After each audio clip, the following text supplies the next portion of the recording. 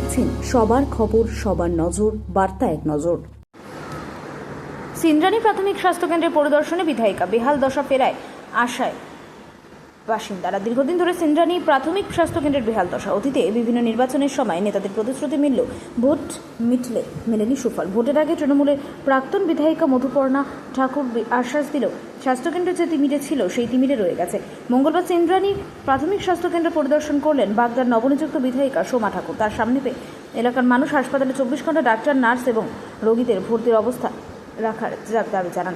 এরপর হাসপাতালের কোয়ার্টারে বেআইনি দখল এবং মাঠ দখলের অভিযোগ জানান। এই বিষয়ে বাগদার বিধায়ক সোমা ঠাকুর বলেন যে বিগত সরকারের জামানায় পশ্চিমবাংলার স্বাস্থ্য ব্যবস্থা একেবারে ধ্বংস হয়ে গেছে। আমি যে হসপিটালে যাচ্ছি দেখছি তার বেহাল দশা।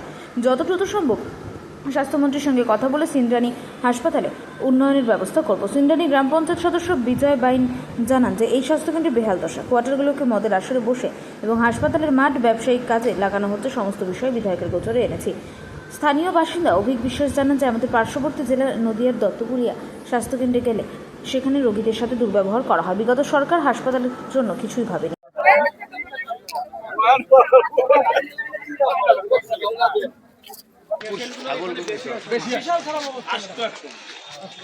এখন এই সব দত্তগুলি ওখানে চলে যায়।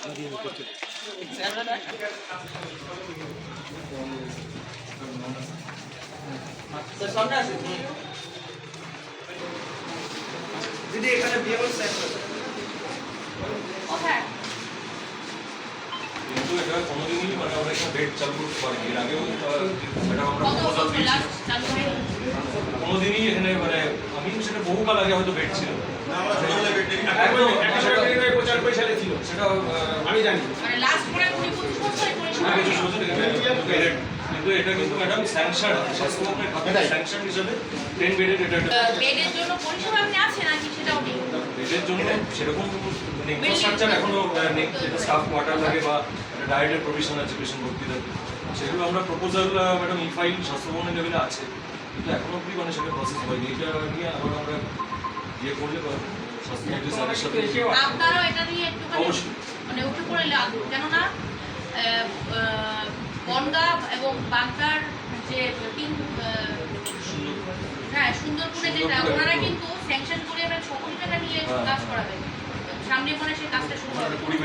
আপনাদের সেখানে একটা দরকার আছে এখানে, কারণ এটা শুধুমাত্র বিধায়িকার কাজ নয়, আপনারাও যদি এরকম ফান্ডিংটা মানে বারবার করে নক করতে হবে। তারা বলছে যে আমরা কত কষ্ট করে এটাকে করে নিয়ে এসেছি, এটা যদি আপনারাও করেন বড় একটা কিছু প্রজেক্ট আসতে পারে, কাজ হতে পারে।